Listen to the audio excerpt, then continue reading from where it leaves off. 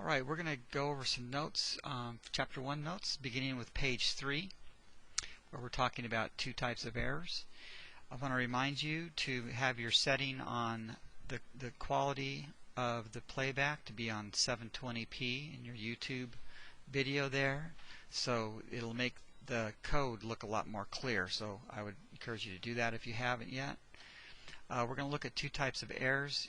You're going to be filling in the blanks, but I'm not going to have those in front of you. I'm going to be on the screen. I'm going to be showing and demonstrating, so you're going to have to listen carefully and figure out where and how to fill in the blanks on your notes.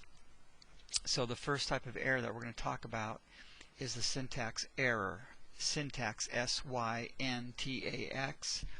It's also called a compile time error because it is discovered at the time of compiling. So in number 1, it's discovered by the compiler. So if I have a let's say that I have a program here and I try to compile it, so by clicking on here, here you notice down at the bottom here I have an error. Now I can't run the program, alright, because there's an error there. So the compiler caught the error. It's telling me what it is. So number 1 is discovered by the compiler. Number 2, it doesn't allow me to run the program. And in number 3, these are violations, different violations of the Java language. Not our language, but the Java language. So let's take a look at those different types. There's a capitalization of special Java words. So let's say you have public here. If I have public, it's a lowercase, but if I capitalize it accidentally, then what's going to happen is it's going to say down in here, it's going to say that it has a caret that points to the capital P, and it says that there's a problem here. So that is an issue with the capitalization. Now, what are the special Java words? Well, there are things that turn different colors most of the time, not all the time, but so like public and class are special. So if I capitalize class, that's going to be a problem. If I misspell class, that's going to be an issue.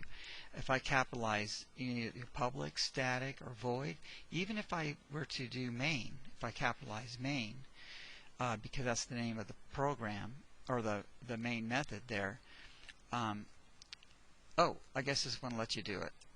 So this apparently works, which I don't know why that allows it to work. String has to be capitalized.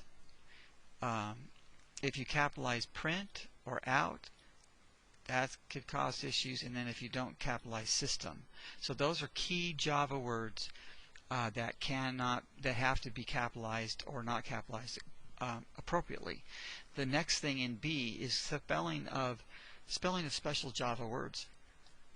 So if I take out the E in system and try to compile it, it shouldn't work, and so it points to this area down in here and says that's an issue. So spelling of special Java words, and then a special Java punctuation. And so spelling or Java punctuation would include the fact that there should be no semicolon at the end of the class header. So if I compile that, then it's going to point to it and say there's a problem here. I should not have a semicolon here at the end of the main method. We got to have parentheses, which is part of punctuation, we'll say, and these square brackets, and these parentheses are critical. And then if we take out these quotation marks, well, the compiler's not going to know what to do with it. So I take those quotation marks out, and you see there's an error now when there wasn't before. And if I were then to just have just to remove one of the quotation marks, even that's going to be an issue, as we see here. So that's causing an issue. And so once I have both of them in there, then it compiles just fine. There's no issues. So semicolons at the end of program statements are also important. And then your braces, if we take out this ending brace and compile it, that's also going to cause an error. So all those punctuation and symbols are going to be important to stop the compiler from sensing an error.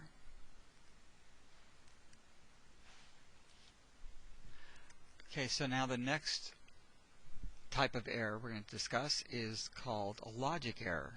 So logic errors, you have syntax errors and you have logic errors. Logic error is a runtime error.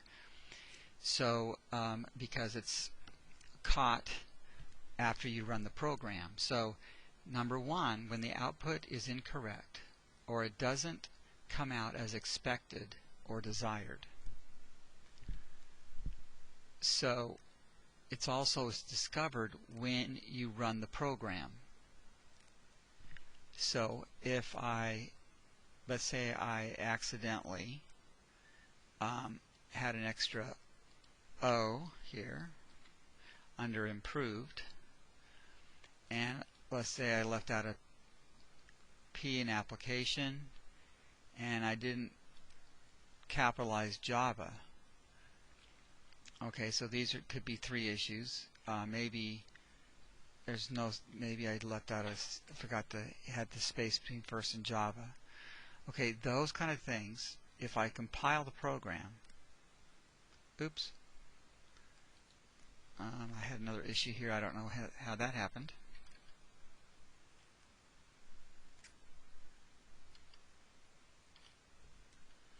Alright, so here we go. So if we compile the program, you will notice that it didn't catch any of those errors. It's because the problems here are not with the Java words like system and out and print. They have to do with words inside quotation marks. And so now we run the program. So when you run the program, one of the key things to do is always check your output. So we look at the output and we go, okay, it says my, new, and improve. Oh, and you see, oh, there's a spelling error. Oh, I left out a space. I left out another space. Oops, I didn't capitalize Java. Oop, I need another P for application.